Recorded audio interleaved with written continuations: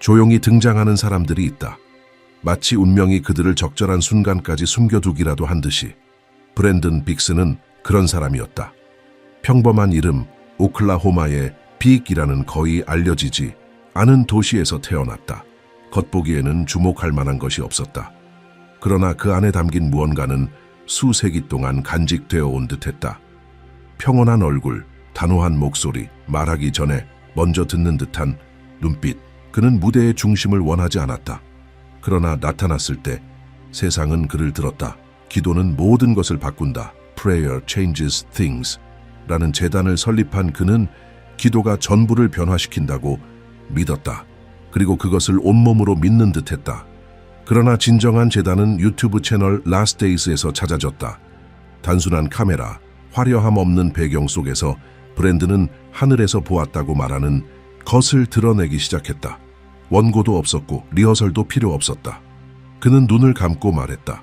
마치 먼저 다른 목소리를 들은 뒤 자신의 목소리를 내는 듯이. 그것은 하늘과 땅 사이 어딘가에서 들려오는 속삭임 같았다. 항상 그랬던 것은 아니다. 2014년 어두운 방에서 기도하던 중 그를 관통하는 번개 같은 장면이 있었다. 갑작스러운 이미지, 새 교황이 나타났고 그 옆에는 적그리스도의 모습이 있었다. 그의 말에 따르면 의심의 여지가 없었다. 그 장면은 모든 것을 바꿨다. 그것이 끝의 시작이었다. 그날 밤 그는 단순한 신자가 아닌 자신이 말하길 보냄받은 자가 되었다. 그의 사명은 그곳에서 시작되었다. 그날 이후로 그는 놀라울 정도로 대담하게 예언하기 시작했다. 재난, 정치적 격변, 알려지지 않은 질병, 무너질 지도자들, 그리고 위로부터 올 자들에 대해 말했다. 2024년 3월 한 팟캐스트 중 그는 손을 들고 환상을 묘사했다. 도널드 트럼프가 위험에 처한 장면이었다. 귀 가까이 총알이 스쳐 고막이 터질 만큼 가까웠다고 했다. 그리고 4달 뒤 7월 펜실베이니아 유세 중 정확히 그 장면이 현실이 되었다. 전 대통령은 살아남았다. 그러나 예언은 성취되었다. 브랜든 빅스의 이름은 폭발적으로 알려졌다. 헤드라인, 영상, 인터뷰. 팔로워 수는 파도처럼 늘어났다. 그러나 명성과 함께 비판의 시선도 따라왔다. 그는 진짜 예언자인가? 아니면 믿음을 조종하려는 또 하나의 인물일 뿐인가? 빅스는 물러서지 않았다. 오히려 더 나아갔다. 이것은 시작에 불과하다고 말했다. 트럼프가 무릎을 꿇고 진심으로 기도하며 새로운 영적 여정을 시작할 것이라고 했다. 하나님은 아직 미국을 포기하지 않으셨고 미시간에서 거대한 붉은 물결이 일어날 것이라고 했다. 단지 정치적인 것이 아니라 영적인 것. 그는 이것이 부흥이며 정치는 그저 도구라고 했다. 2024년 마지막 날 그는 새로운 영상을 올렸다. 그의 목소리는 차분했고 거의 다정했다. 마치 하루를 마친 아내와 대화하듯. 그러다 상징적인 한 문장을 말했다. 하나님께서 김정은을 작은 점토 인형이라 부르셨고 그의 오만은 단 하루 만에 꺾일 것이라고 했다. 많은 이들이 충격을 받았지만 또 다른 이들은 희망을 느꼈다. 그는 말하길 심지어 북한의 독재자도 하늘의 눈 아래 있다고 했다. 그의 모든 예언 중에서도 심지어 회의론자들조차 소름이 돋을 만큼 두려워했던 것이 있었다. 바로 규모 10.0의 지진이었다. 미국을 두 동강 낼 정도의 힘, 집들이 무너지고 강이 흐름을 바꾸며 수천 명이 목숨을 잃는 재앙. 그는 이 지진이 중동에서 평화를 시도한 지 사흘 후에 일어날 것이라고 했다. 과학자들은 비웃었다. 그러한 규모는 물리적으로 불가능하다고 주장했다. 그러나 예언은 물러서지 않았다. 지평선 끝에 드리운 검은 구름처럼 계속 떠돌았다. 브랜드는 또 치명적인 질병에 대해 말했다. 코로나19보다 훨씬 더 심각한, 치료법은 없고 그림자처럼 공기 중으로 퍼져 감염된 자는 구원받을 틈 없이 죽는다고 했다. 경제는 멈추고 현금은 사라지며 전 세계는 절대적인 디지털 시스템을 채택하게 될 것이라고 말했다. 또한 라스베이거스, 뉴올리언스 같은 도시들이 갑작스러운 공격을 받게 될 것이고 다리와 배까지 파괴의 표적이 될 것이라고 예언했다. 대한민국에 대해서는 명확하고 놀라운 말을 남겼다. 국민들의 정치 참여를 축하하며 한국의 민주주의는 경이롭다고 찬양했다. 그러나 동시에 경고했다. 진정한 하늘의 지도자는 아직 나타나지 않았다고. 새 대통령은 나라를 이끌겠지만 부흥과 영적 각성은 다른 손을 통해 올 것이라고 했다. 그는 한국이 스스로를 재창조하려는 것이 아니라 원래의 본 모습을 되찾는 것이라고 믿었다. 고대의 영혼을 지닌 나라, 신성한 소명을 받은 땅, K-팝, 기술, 문화적 폭발은 더 깊은 본질의 반영일 뿐이며 바로 국민의 영혼, 쉽게 굴복하지 않는 민족의 집단의식이라고 했다. 한국은 위대한 나라가 될 것이라 말했다. 지금보다 훨씬 더. 그러나 그것은 새로운 시작이 아니라 본래 모습으로 돌아가는 것. 한강의 기적, 한국 드라마, 국민의 절제된 태도. 이 모든 것이 한때 약속된 것의 일부였고 이제 그 약속이 다시 떠오르고 있다는 것이었다. 브랜든 빅스는 진정한 지도자가 아직 이 땅을 밟지 않았다고 말했을 때 단지 정치적인 의미만을 말하는 것이 아니었다. 깊은 전환, 끊어지고 시작되는 순환을 의미했다. 그리고 그 흐름 속에서 그는 온 나라들이 인간의 이해를 넘는 힘에 의해 흔들리는 모습을 보았다. 미국은 그 첫 번째 대상이 될 것이라고 했다. 경제 구조나 정치 시스템만이 아니라 나라의 기초였던 영적 기반 자체가 무너질 것이라고 했다. 빅스는 불안한 환상을 묘사했다. 뉴욕 거리들이 텅 빈 모습, 시간이 멈춘 듯 높은 빌딩들이 정적 속에 잠기고 보이지 않는 그림자가 골목을 따라 움직이는 장면. 그것은 새로운 재앙, 접촉도, 거리도 필요 없는 바이러스의 도래였다. 숨 쉬는 것만으로 감염되는. 그는 그것을 14세기 흑사병과 비교했다. 수백만 명을 앗아간 재앙. 그러나 지금은 더 정교하고 미묘하며 멈출 수 없는 변이체라고 말했다. 과학이 아직 원인과 숫자를 찾고 있는 사이 빅스는 본질을 이야기했다. 단순한 자연의 불균형이 아닌 영적 단절에서 비롯된 징벌이라고. 세상이 영혼을 잊었다고 그는 소리 지르지 않았다. 그러나 그의 말에는 수천 개의 경고음이 담겨 있었다. 그는 백신은 없을 것이며 약은 실패할 것이라고 했다. 오직 방어가 될 수 있는 것은 소수만이 간직한 내면의 순결이라고 말했다. 동시에 그의 시선은 세계 경제로 향했다. 그의 환상에 따르면 금융 붕괴는 갑작스러운 사건이 아니라 점진적인 쇠퇴로 시작될 것이며 거짓된 회복의 착각 이후 급격히 가속화될 것이라고 했다. 하락은 미묘한 신호로 시작된다. 증시의 소극적인 후퇴, 여기저기 작은 파산, 약간의 수축. 그러나 어느 순간 한 줄기 바람에 무너지는 카드성처럼 모든 것이 붕괴된다. 그는 거대한 은행들이 무너지고 슈퍼마켓 앞에 늘어선 줄, 해답을 찾아 헤매는 사람들의 모습을 보았다. 달러는 더 이상 기준이 아니게 되고 지폐는 새로운 디지털 질서 앞에서 사라진다고 했다. 그것은 물리적이지도 국가적인 것도 아닌 글로벌한 화폐, 차가운 추적 가능한 투표가 아닌 필요성에 의해 강요되는. 기계들이 통제권을 쥐게 되는데 무기가 아닌 코드로. 모든 거래 뒤에는 알고리즘이 존재하며 자유는 접근으로, 선택의 힘은 프로그래밍된 허가로 대체된다고 했다. 이 어두운 시나리오 속에서 빅스는 더욱 파괴적인 것을 경고했다. 상징의 붕괴, 골든게이트의 붕괴, 시드니 오페라 하우스의 붕괴, 항구 도시들의 폭발을 언급했다.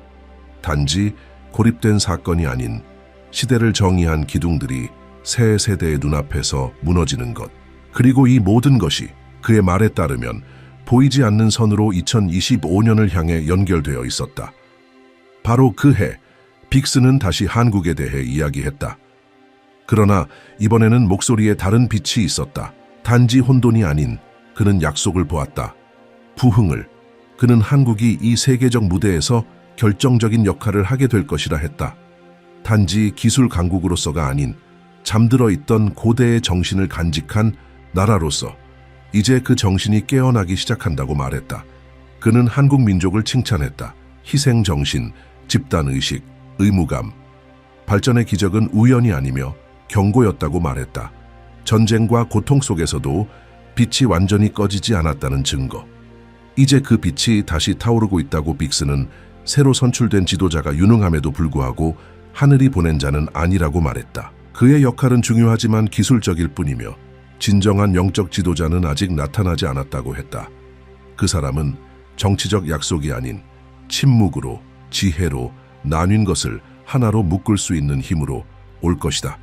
오래된 상처를 치유하고 수세기 동안 분열되고 점령당하고 시험받은 한 나라의 의식을 끌어올릴 수 있는 자. 많은 이들이 선거를 단지 이름과 직책의 교체로 여길 때 빅스는 그 안에서 신호를 보았다. 숫자, 리듬, 하늘과 땅 사이의 미묘한 춤. 그는 투표율 79.38%는 단순한 통계가 아니라고 했다. 그것은 집단 의지의 반영이며 조용한 각성의 신호, 무의식적으로 더 큰 부름에 응답하고 있는 국민의 움직임이었다. 그에게 한국은 전환점에 다가가고 있었다. 단지 성장하는 나라가 아니라 상징이자 등불, 다른 나라들이 따를 본보기. 그는 가치로의 회귀, 본질과의 재결합, 그리고 인류에 이롭게 하라는 홍익인간 정신의 부활을 말했다. 그 정신은 불꽃처럼 퍼져나가며 점점 어두워지는 세계가 빛을 찾아 한국을 바라보게 될 것이라고 했다. 세상이 아직 그의 예언의 홍수에 정신을 차리지 못하고 있을 때 브랜든 빅스는 많은 이들이 그의 환상의 정점이라 여기는 것을 공개했다. 희미한 빛 속에서 촬영된 영상, 그의 목소리는 절제되어 있었고 마치 경건한 침묵에 가로막힌 듯했다. 그는 흔들리는 땅에 대해 말했다. 단지 물리적인 흔들림이 아니라 영적인, 무언가가 부서질 것이라고 했다. 미국인의 발 아래서만이 아니라 현대 문명의 기초 그 자체에서. 카메라는 고정되어 있었고 그의 얼굴은 움직이지 않았다.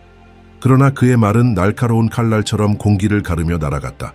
그는 미국 대지 아래 일어날 균열을 소름 끼치도록 정밀하게 묘사했다. 그가 뉴 마드리드 단층, 뉴 마드리드 폴트이라 부른 곳에서 일어날 대지진, 비유가 아니었다. 그는 수치를 제시했다. 인류 역사상 한 번도 기록된 적 없는 규모 10.0의 지진. 도시는 마치 바닥에 던져진 유리처럼 산산조각 날 것이며 주와 거리, 다리들이 무너지고 미시시피 강의 흐름이 영원히 바뀔 것이라고 말했다. 비판은 즉시 이어졌다. 지질학자들은 물리적으로 불가능하다고 했다. 그러한 규모를 만들어낼 단층은 존재하지 않는다고. 과장이고 허구이며 망상이라고. 그러나 빅스의 눈은 떨리지 않았다. 그는 더 이상 설득할 필요조차 느끼지 않는 이 단단함을 지니고 있었다. 그저 말했다. 그저 전달했다. 그는 그 지진 이후 세상의 침묵이 찾아올 것이라 했다. 죽음의 침묵이 아니라 계시의 침묵. 수백만 명이 자신들이 쌓아 올린 모든 것이 모래 위에 세워졌음을 깨닫는 순간 아무것도 보장된 것이 없다는 것. 세상은 겉으로 무너지는 것이 아니라 내면에서부터 붕괴되고 있다는 것. 그리고 이제는 도시가 아닌 마음을 다시 세울 때라는 것. 그 영상에서 그는 일련의 테러 비전도 공개했다. 다음 해가 갑작스러운 충격으로 시작될 것이라고 했다. 차량 한 대가 뉴올리언스의 광장을 돌진해 무고한 이들을 짓밟는 야만적이고 예기치 못한 공격. 며칠 후 뉴스가 나왔다. 사건은 실제로 벌어졌다. 많은 이들이 충격 속에 다시 영상을 찾아봤고 일시 정지를 누르고 날짜를 비교했다. 그는 실제로 사전에 그것을 묘사하고 있었던 것이다. 그러나 그는 멈추지 않았다. 또 다른 공격이 온다고 했다. 이번에는 차량이 아니라 폭탄이었다. 평범한 작업 차량처럼 보이는 트럭이 연방시설을 파괴할 수 있는 폭탄을 싣고 있을 것이라고 했다. 그는 이를 1995년 오클라호마 시티 테러와 비교했고 이 새로운 공격이 도널드 트럼프의 취임 시점과 겹칠 것이라 했다. 전 대통령의 복귀는 피와 긴장으로 얼룩질 것이라는 암시였다. 빅스는 물에 대해서도 언급했다. 생명의 원천이 아닌 파괴의 도구로서 정수시설들이 고의적으로 오염되고 플로리다, 조지아, 엘라베마 같은 도시들이 영향을 받을 것이라 했다. 식수 공급은 중단될 것이며 이 붕괴 속에서 공포는 불길처럼 번질 것이다. 그는 항구의 폭발, 선박에 대한 공격, 사고로 위장된 사보타주에 대해서도 언급했다. 이것은 이미 시작된 보이지 않는 전쟁의 일부라고 했다. 그의 예언은 하나의 이야기처럼 전개되었지만 그 여운은 현실이었다. 어떤 이들은 눈물을 흘렸고 어떤 이들은 의심했고 분노하기도 했다. 그러나 모두가 느꼈다. 부정하는 이들조차도. 왜냐하면 그의 목소리, 그의 말의 단호함에는 박수를 받기 위한 무엇이 아닌 짊어진 짐이 담겨 있었기 때문이다. 조금씩 그의 추종자들은 그의 발언을 하나하나 지도처럼 정리해 나가기 시작했다. 뉴스와 비교하고 날짜를 찾고 이미지와 기록을 뒤졌다. 그리고 많은 경우 완벽하진 않지만 이상할 정도로 비슷한 일치점을 발견했다. 그렇게 해서 하나의 분열이 생겨났다. 한쪽은 브랜든 빅스를 종말의 목소리로 보았고 다른 한쪽은 그를 사기꾼 우연을 이용하는 돌팔이라고 비난했다. 그러나 또 다른 층위가 존재했다. 무엇을 믿어야 할지 모르는 사람들. 조용히 화면을 바라보며 영상을 시청하는 이들. 믿기 위해서가 아니라 무언가 그 세계로 끌어당기는 힘 때문이었다. 과장과 의심 속에서도 그 사이에 숨겨진 더 큰 진실이 있는 듯한 감각. 그들은 바로 그 틈새에 매료되었다. 그리고 브랜든은 다시 한번 한국에 대해 말했다. 하지만 이번에는 더 급박한 어조였다. 한반도의 긴장이 전례 없이 고조될 것이라고 했다. 도발은 미국도 중국도 아닌 바로 북한 내부에서 시작된다고 했다. 체제에 약화된 순간에 김정은, 그가 점토 인형이라 불렀던 인물은 내부 붕괴에 충격을 겪을 것이며 그의 정권은 안에서부터 무너지기 시작할 것이라고 했다. 그러나 빅스는 단언했다. 전쟁은 일어나지 않는다고. 마지막 순간에 충돌은 피할 수 있을 것이라고 했다. 평범한 사람들의 영적 각성이 일어나고 그들이 무기를 들지 않고 폭발을 막아낼 것이라고 했다. 삶의 이름으로 솟아나는 보이지 않는 힘, 에너지장.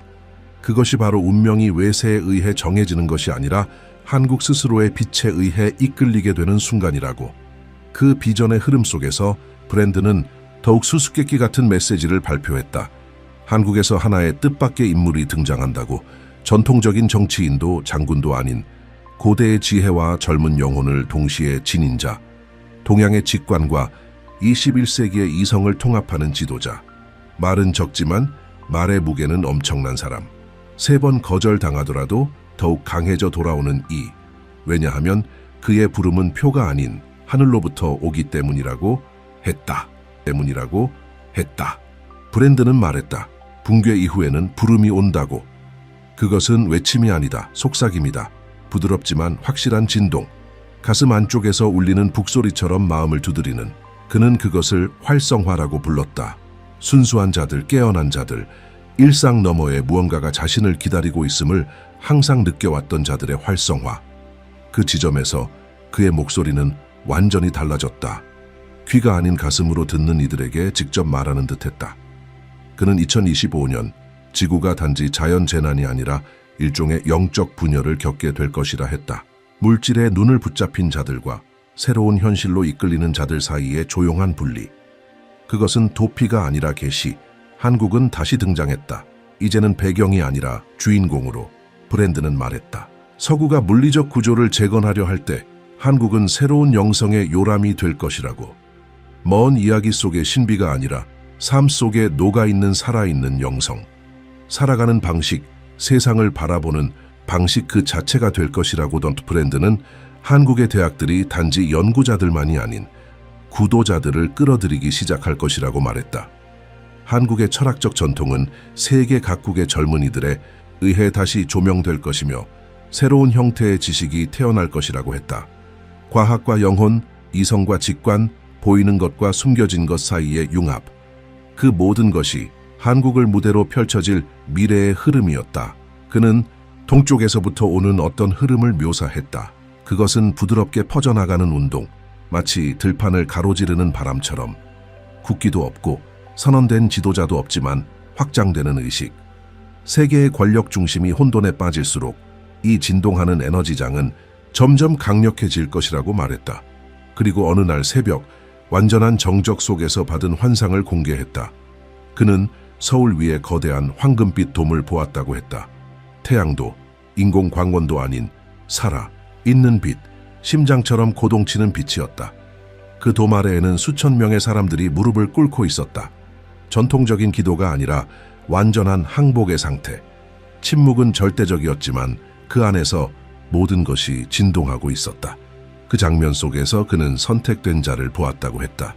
고요한 표정을 지닌 한 남자, 시선을 수평선 너머에 고정한 채 말없이 걷고 있었다. 그는 웃지도 연설하지도 않았다.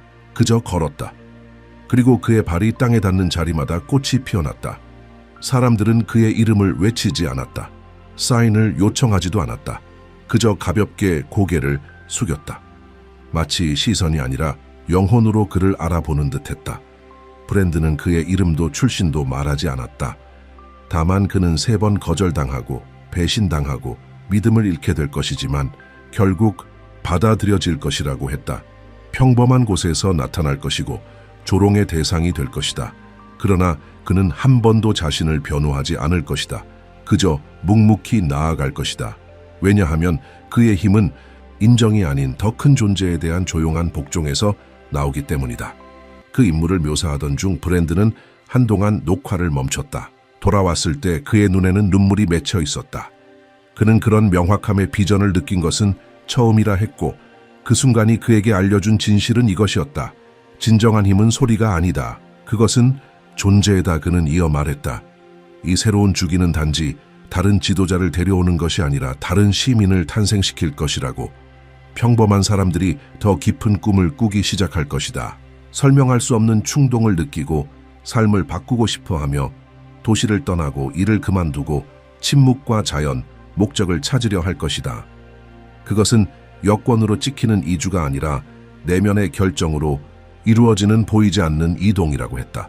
그리고 그는 상징들의 붕괴에 대해 이야기했다.